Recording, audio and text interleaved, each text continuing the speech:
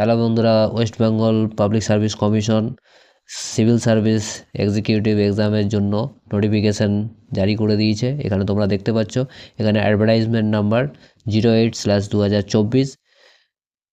খুব সম্ভবত এখানে যে টেন্টেটিভ এক্সাম ডেটের মেনশন করা আছে মার্চ মাসে হতে পারে। অবশেষে পাবলিক সার্ভিস কমিশন তাদের ওয়েবসাইটে ডিটেলস নোটিফিকেশান আপলোড করে দিয়েছে এবং তার সাথে সাথে ওয়েস্ট বেঙ্গল সিভিল সার্ভিসের পুরো সিলেবাস তারা আপলোড করে দিয়েছে। তাহলে চলো দেরি না করে শুরু করা যাক। তোমরা পড়াশোনা শুরু করে দাও, আমরা ডিটেলসে দেখে নেব নোটিফিকেশান। ঠিক আছে, চলো।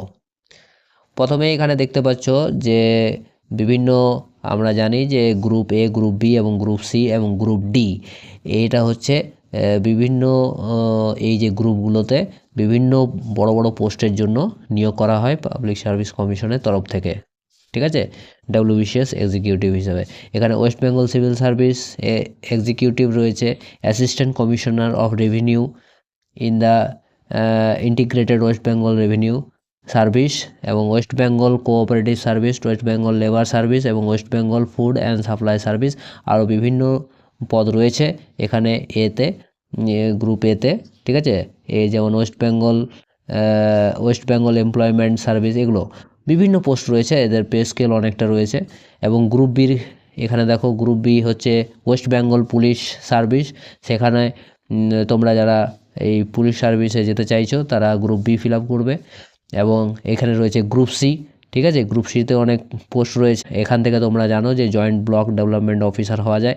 ঠিক আছে, সুপারিনটেনডেন্ট ডিস্ট্রিক্ট, আরও যেমন গ্রুপ সির ক্ষেত্রে এই যে জয়েন্ট ব্লক ডেভেলপমেন্ট অফিসার বললাম, তারপরে তোমার ডেপুটি অ্যাসিস্ট্যান্ট ডাইরেক্টর, হ্যাঁ, তারপর তোমার West Bengal junior social welfare service, West Bengal subordinate land revenue service, assistant commercial tax officer. এই সমস্ত পদে তোমরা যদি যেতে চাইছো তাহলে তোমরা এই গ্রুপ সি জন্য ফিল আপ করবে। ঠিক আছে, এছাড়াও রয়েছে সি গ্রুপে assistant revenue officer, chief controller, এই সমস্ত আরও বিভিন্ন পোস্ট রয়েছে। এবং এখানে রয়েছে গ্রুপ ডি, যেমন inspector cooperative service, panchayat development officer যদি কেউ হতে চাইছো তাহলে এই group D, rehabilitation officer under the refugee relief and rehabilitation department. এইগুলো এখানে অনেক ডিপার্টমেন্ট রয়েছে, তাও পুরোটা আমি বলে দিলাম। তোমরা পুরো ডিটেলসের যে পিডিএফ, সেই পিডিএফ তোমরা দেখে নিতে পারো। তো এগুলোই রয়েছে। আরেকটা যে কথা সেটা হচ্ছে যে এখানে দেখো লেখা রয়েছে যে a candidate may complete for one or more group but he or she required the submitted one application only indicating choice of group. মানে তোমরা এর জন্য ফিল আপ করবে, বি বা সি বা ডি যাই করো না কেন, একটি মাত্র ফর্ম ফিল আপ করে সেখানে বিভিন্ন অপশান থাকবে, এ, বি এবং সি, ডি, যা করার একটি ফর্মেই ফিল আপ করবে। একজন ক্যান্ডিডেট 2টি, 3টি বা 4টি ফর্ম ফিল আপ করবে না, তাহলে তোমাদের ফর্ম বাতিল হয়ে যাবে। ঠিক আছে, বোঝা গেছে? নেক্সট, এবার দেখো এখানে ভ্যাকেন্সি কিন্তু তোমাদের পার্টিকুলারভাবে বলা নেই যে কত ভ্যাকেন্সি রয়েছে। যখনই তোমাদের পরীক্ষার রেজাল্ট পাবলিশড হবে তারপরেই তোমাদের এই কত টোটাল ভ্যাকেন্সি রয়েছে সেটাও ডিক্লেয়ার করা হবে। ঠিক আছে, সুতরাং ভ্যাকেন্সির কথা এখন ছেড়ে দাও। কত ভ্যাকেন্সি রয়েছে, তোমরা সাধারণত এই পরীক্ষার জন্য প্রিপারেশন নাও এবং ভালো রেজাল্ট করো, ক্র্যাক করো, তখন তোমরা নিশ্চয়ই জানতে পারবে কত ভ্যাকেন্সি রয়েছে। মোটামুটি থাকবে। ঠিক আছে, যারা নতুন এই বছর ফিল আপ করছো তাদেরকে একটু কোয়ালিফিকেশন সম্পর্কে বলে দিই। যে কোনো ডিগ্রি পাস ক্যান্ডিডেট তোমরা আবেদন করতে পারবে। যে কোনো রিকগনাইজ ইউনিভার্সিটি থেকে তোমরা যদি ডিগ্রি পাস করে থাকো তাহলে তোমরা এখানে আবেদন করতে পারছো। আর তার সাথে সাথে ability to read, right and speak in Bengali, বাংলায় লিখতে, পড়তে এবং বলতে জানতে পারলেই তোমরা এই অ্যাপ্লিকেশন ফিল আপ করতে পারবে। ঠিক আছে, WBCS এর জন্য ফিল আপ করতে পারবে। বোঝা গেছে? নেক্সট দেখো, এবার তোমরা অনেকে আমাকে এজ সম্পর্কে বলছো যে এজ নিয়ে কি বলা রয়েছে WBCS হতে গেলে। দেখো এখানে পুরো মেনশন করা রয়েছে যে 21 থেকে 36 বছরের মধ্যে হলে পরে তোমরা আবেদন করতে পারবে। কোন কোন বিভাগগুলো না, এ এবং সি, এই দুটো এ এবং সি যদি তোমরা কেউ ফিল আপ করো, এ এবং সি, তাহলে তোমাদেরকে 21 থেকে 36 বছরের মধ্যেই হতে হবে। সেটা 2024 অনুযায়ী ধরা হবে। যে এখানে বলা হয়েছে যে 1988 সালে 2 জানুয়ারি, আগে হলে চলবে না। 1988 সালে যাদের জন্ম 2 জানুয়ারির মধ্যে হতে হবে, মানে তার আগে হলে চলবে না, তার পরে হতে হবে, এবং এই টাইম পিরিয়ডের মধ্যে থাকতে হবে। 1988 সালের 2 জানুয়ারি থেকে 1 জানুয়ারি 2003-এর মধ্যেই তোমাদের যদি বয়স হয়ে থাকে তাহলে তোমরা এ এবং সি এই গ্রুপের জন্য অ্যাপ্লাই করতে পারবে। নেক্সট কি বলা হয়েছে দেখো, নেক্সট হচ্ছে যে বি গ্রুপ। গ্রুপ বি জন্য বলা হয়েছে যে 20, not below 20 year but not more than 36, মানে 20 বছরের নিচে হলে হবে না, 20 বছরের উপরে হতে হবে, এবং কত না 36 বছরের বেশি হলে হবে না, 36 বছরের কম হতে হবে। তাহলে এখানে মেনশন করা রয়েছে যে 2 জানুয়ারি 1988 থেকে তোমার হতে হবে 1 জানুয়ারি এর মধ্যেই তার বয়সটা থাকতে হবে, মানে জন্মগ্রহণ করে থাকতে হবে, তাহলে গিয়ে তোমরা এই গ্রুপ বি অ্যাপ্লাই করতে পারবে। বোঝা গেছে? যদি এই টাইম পিরিয়ডের মধ্যে তোমাদের জন্ম হয়ে থাকে তাহলে তোমরা গ্রুপ বির জন্য এলিজিবল। ঠিক আছে, এবার দেখো, এখানে দেখো গ্রুপ ডির জন্য কি বলা আছে, এটা একটু বড় করে নিচ্ছি, দেখতে পাবে তোমরা। এই যে গ্রুপ ডির জন্য তোমাকে কত বছরের মধ্যে হতে হবে, নট বিলো 21, মানে 21 বছরের কম হলে হবে না, 21 বছরের বেশি হতে হবে। 21 বছর থেকে তোমার 39, মানে নট মোর দেন 39, মানে 39-এর বেশি হলে হবে না। 21 বছর থেকে 39 বছরের মধ্যে যদি তোমাদের হয় 2 জানুয়ারি 1985, নট লেটার দেন 1 জানুয়ারি 2003, মানে তাহলে তোমরা এই টাইম পিরিয়ডগুলো ভালোভাবে লক্ষ্য করে তারপরে তোমরা অ্যাপ্লাই করবে। ঠিক আছে, আরেকবার বলে দিচ্ছি যে 21 থেকে 36 বছরের মধ্যে বয়স হলে তবে গিয়ে তোমরা এ এবং সি অ্যাপ্লাই করবে। ঠিক আছে, এ এবং সি 21 থেকে 36, আর গ্রুপ বির জন্য তোমার 20 থেকে 36, আর গ্রুপ ডির জন্য কত কি বলা আছে, 21 থেকে 39। বোঝা গেছে এইটা। আর আরেকটা জিনিস এখানে বলে দিই, relaxation in the age limit. এখানে এজ লিমিট যেমন SC ST OBC যেমনভাবে ছাড় দেওয়া হয়, SC এবং STর জন্য 5 ইয়ার্স এবং OBCর জন্য 3 ইয়ার্স, 5 বছর এবং 3 বছরের জন্য বয়সের ঊর্ধ্বসীমা ছাড় দেওয়া হবে। বাকি আলাদা এই ক্ষেত্রগুলো দেখে নেবে। ঠিক আছে, আর একটা জিনিস এখানে মেনশন করা আছে স্পেশাল কন্ডিশন, যেমন 1.65 মিটার্স হতে হবে গ্রুপ বি অ্যাপ্লাইয়ের জন্য মেল ক্যান্ডিডেটের ক্ষেত্রে, এবং 1.50 মিটার হতে হবে ফিমেল ক্যান্ডিডেটের ক্ষেত্রে। যদি যারা গ্রুপ বি ফিল আপ করতে চাইছো তাদের হাইটটা এখানে মেনশন করা আছে, এই হাইটের মধ্যে তোমাদেরকে থাকতে হবে। হাইট যদি ঠিকঠাক থাকে তাহলে তোমরা গ্রুপ বি অ্যাপ্লাই করতে পারবে, নচেত নয়। ঠিক আছে, তোমরা একটু দেখে নেবে এটা। এবার চলে আসছি ফি, কত ফি লাগছে এখানে পুরো মেনশন করা আছে, 210 টাকা লাগবে। ঠিক আছে, 210 টাকা অ্যাপ্লিকেশন ফিস রাখা হয়েছে। তবে SC এবং ST ক্যান্ডিডেট এবং PWBD ক্যান্ডিডেটরা, ঠিক আছে, তাদের কোনো অ্যাপ্লিকেশন ফি লাগবে না। নেক্সট দেখো, এখানে দেখো ক্যাটাগরি ওয়াইজ কোয়ালিফিকেশান মার্কস দেওয়া আছে। তোমরা যদি পরীক্ষায় পাস করবে, যদি কোয়ালিফাইং মার্ক কি রাখা হয়েছে না, UR ক্যান্ডিডেটের ক্ষেত্রে 40%, EWS এর ক্ষেত্রে 40%, OBCর ক্ষেত্রে 38%, এবং SCর ক্ষেত্রে 35, STর ক্ষেত্রে 30, এবং PWBDর জন্য 30%, MSP যেটা 40%। তো এইগুলো এখানে পুরো তোমাদেরকে এই পার্সোনালিটি টেস্ট বা যা সমস্ত কিছু হবে তোমাদের এগ্রিগেটে যে মার্কস, সেই টোটাল এগ্রিগেট মার্ক যেটা দাঁড়াবে সেখানে তোমার এই পার্সেন্টেজের মার্কস তোমাদেরকে পেতেই হবে, তবে গিয়ে তোমরা কোয়ালিফাই করবে, নচেত নয়। তবে এটা চেঞ্জ হওয়ার সম্ভাবনা রয়েছে, যদি দেখে যে ক্যান্ডিডেট পাওয়া যাচ্ছে না তখন এর থেকে নামতে পারে। ঠিক আছে, পরে এটা জানানো হবে। এই যে লেখা রয়েছে ফার্দার রিল্যাক্সিং কোয়ালিফাইং মার্ক, ঠিক আছে, এইটা দেখে নেবে। এবার দেখো এখানে list of preliminary examination centre, এখানে সেন্টারগুলোর কোড দেওয়া রয়েছে।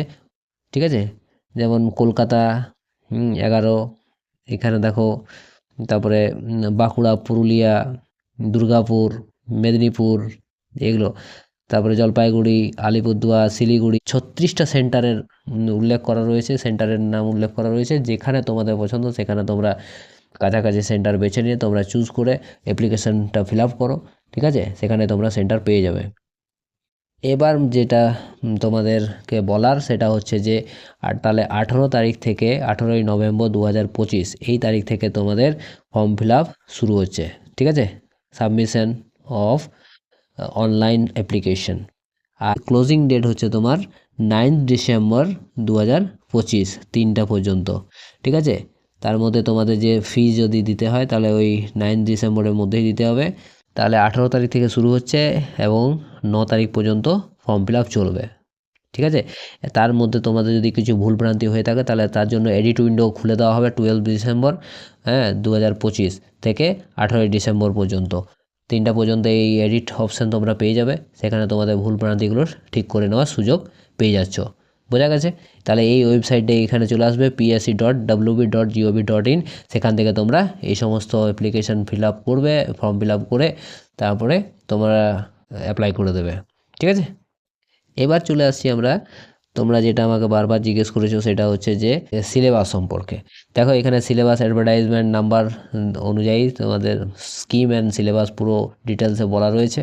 সেগুলো যারা নতুন ক্যান্ডিডেট তারা হয়তো এগুলো বুঝতে একটু অসুবিধা হবে, ওই জন্য আমি এখানে বলে দিচ্ছি, মেনশন করে দিচ্ছি। প্রথমত সাধারণত কী হয় যে প্রিলিমিনারি পরীক্ষা হয়, সেখানে তোমাদের 200 মার্কের পরীক্ষা হয়। সেই 200 নাম্বারের মধ্যে তোমার এই চ্যাপ্টারগুলো থেকে পরীক্ষায় কোশ্চেন আসে। সাধারণত প্রত্যেকটাতে 25 করে নাম্বার থাকে। দেখো ইংলিশ কম্পোজিশনে 25, জেনারেল সায়েন্সে 25, কারেন্ট ইভেন্ট এবং ন্যাশনাল ইন্টারন্যাশনাল ইম্পর্টেন্স সেখানে 25 মার্কস, হিস্ট্রি অফ ইন্ডিয়া সেখানে 25%, geography of India special reference to West Bengal 25 marks, Indian polity and economy সেখানে 25 মার্কস, ইন্ডিয়ান ন্যাশনাল মুভমেন্ট সেখানে 25, জেনারেল মেন্টাল এবিলিটি। তো এই টোটালটা থেকে তোমার পরীক্ষায় কোশ্চেন আসবে এবং প্রিলিমিনারি পরীক্ষা হবে, সেখানে 200 নাম্বারের পরীক্ষা হবে। সাধারণত আমরা যেটা দেখেছি সেটা মোটামুটি 120, 125, যদি খুব বেশি হলে 130। তা এইগুলোর মধ্যে যদি তোমরা নাম্বার তুলতে পারো তাহলেই মোটামুটি পাস করে যাবে। ঠিক আছে, 120, 125-এর মধ্যে নাম্বার উঠাতে পারলে মোটামুটি তোমরা, আমি যতদূর দেখেছি, মোটামুটি পাস হয়ে যাওয়ার সম্ভাবনা থাকছে। ঠিক আছে, এবার যদি কাট অফ আরও যদি কমে বাড়ে এগুলো ডিপেন্ড করছে কীরকম কোশ্চেন আসবে। ঠিক আছে, এবার চলে আসছি যেটা প্রিলিমিনারি পরীক্ষা দেওয়ার পর যে মেন পরীক্ষা হয়, সেখানে পেপার 1 এবং পেপার 2 এগুলো সাধারণত কী হয় না কনভেনশনাল টাইপ রিটেন এক্সামিনেশন হবে। সেখানে তোমাদেরকে লিখতে হবে, লেটার রাইটিং থাকে, ড্রাফটিং রিপোর্ট, প্রেসি রাইটিং, এই সমস্ত জিনিসগুলো ইংলিশ এবং বাংলা এগুলো মানে কম্পালসারি পেপার। সেখানে তোমাদের এগুলো থাকবে। সেখানে তোমাদেরকে 200 করে নাম্বার থাকবে। সেখানে তোমাদেরকে লিখিত পরীক্ষা নেওয়া হবে। ঠিক আছে, 200, 400। তার সাথে সাথে কী থাকে পেপার 3, পেপার 4 এবং পেপার 5, পেপার 6। সেখানে কি থাকে, সেখানে তোমাদের 200 নাম্বার করে পরীক্ষা হবে। জেনারেল স্টাডিজ যেটাকে বলা হচ্ছে 1, জেনারেল স্টাডিজ 2 এবং কনস্টিটিউশন অফ ইন্ডিয়া এবং Indian economy including role and function of Reserve Bank of India এবং 6 নম্বর পেপারে যেটা অ্যারিথমেটিক এবং রিজনিং যেগুলো থাকে, সেখানে 200 করে প্রত্যেকটা পেপারে 200 করে মার্কস থাকবে, কিন্তু সেগুলো হবে এমসিকিউ টাইপের কোশ্চেন। সেখানে তোমাদেরকে এমসিকিউ ফরম্যাটে থাকবে, সেখানে তোমাদের অ্যান্সার করে আসতে হবে। ঠিক আছে, তাহলে বোঝা গেছে মেন পেপারগুলো এমনি থাকবে। আর যারা এ এবং বি যারা ফিল আপ করবে ভাবছো, এ এবং বি, তাদের জন্য আরও অপশনাল পেপার থাকে। সেখানে তোমার একটি সাবজেক্ট চুজ করতে হয়। সেখানে বলে দিচ্ছি, তোমরা দেখে যাও ভিডিওটা, সেখানে দেখবে পুরো তোমাদের 200, 400 নম্বরের আরও পরীক্ষা দিতে হবে। ঠিক আছে, এবার দেখে নাও ওটা ভাগটা, তাহলে পরিষ্কার হবে। এখানে চলে আসো, এখানে দেখো গ্রুপ এ, গ্রুপ বি এবং গ্রুপ সি এবং গ্রুপ ডি পুরো 4টা দেওয়া আছে। সেখান থেকে তোমরা বুঝতে পারছো যে গ্রুপ এর ক্ষেত্রে দেখো 1800 নম্বরের পরীক্ষা হচ্ছে, আর এখানে গ্রুপ বির ক্ষেত্রেও 1800 নম্বরের পরীক্ষা হচ্ছে, আর গ্রুপ সির ক্ষেত্রে 1350 এবং গ্রুপ ডির ক্ষেত্রে হচ্ছে শুধুমাত্র 1300। বোঝা যাচ্ছে? তাহলে বিষয়টা কি দাঁড়ালো না, গ্রুপ এ যেমন আমি বললাম বাংলা, ইংলিশ এখানে কম্পালসারি পেপার। সেখানে 200 করে তোমরা লিখিত পরীক্ষা দিলে, ডেসক্রিপটিভ টাইপের প্রশ্ন অ্যান্সার উত্তর লিখে দিলে। এবারে তোমাদের এই যে জেনারেল স্টাডিজ 1, জেনারেল স্টাডিজ 2, যেটা পেপার 2, পেপার 3, 4 যেগুলো বলা হচ্ছে, সেখানে 200 করে এটা থাকছে, 200 করে। ঠিক আছে, সেখানে এতগুলো দেওয়ার পর অপশনাল সাবজেক্ট, এই অপশনাল সাবজেক্টে দেখো একটি সাবজেক্ট তোমাদেরকে চুজ করতে হবে। সেখান থেকে 2টো পেপারে পরীক্ষা হবে 200 করে। ঠিক আছে, এই দেখো 400 আর এই 400। এই গ্রুপ এর ক্ষেত্রে 400 নম্বরের পরীক্ষা দিতে হবে, আর গ্রুপ বির ক্ষেত্রে 400 নম্বরের পরীক্ষা পরীক্ষা দিতে হবে। তারপরে যেটা থাকে সেটা হচ্ছে পার্সোনালিটি টেস্ট। এই ক্ষেত্রে পরে আসি। এখানে দেখো এখানে 200 করে মার্ক আছে, 200 করে, যেমন গ্রুপ এর ক্ষেত্রে 200, গ্রুপ বির ক্ষেত্রেও 200। তাহলে এখানে টোটাল মার্ক গ্রুপ এর ক্ষেত্রে হয়ে গেল 1800 নম্বরের টোটাল পরীক্ষা দিতে হচ্ছে তোমাদের, আর গ্রুপ বির ক্ষেত্রে 1800 নম্বরের পরীক্ষা দিতে হচ্ছে। আর গ্রুপ সির ক্ষেত্রে কিন্তু তোমার পার্সোনালিটি টেস্টে কমে যাচ্ছে 150, আর এখানে তোমার গ্রুপ ডির ক্ষেত্রে 100 নম্বরের পার্সোনালিটি টেস্ট নেওয়া হবে। কিন্তু দেখো অপশনাল সাবজেক্টের ক্ষেত্রে তোমার এখানে ফাঁকা রয়েছে।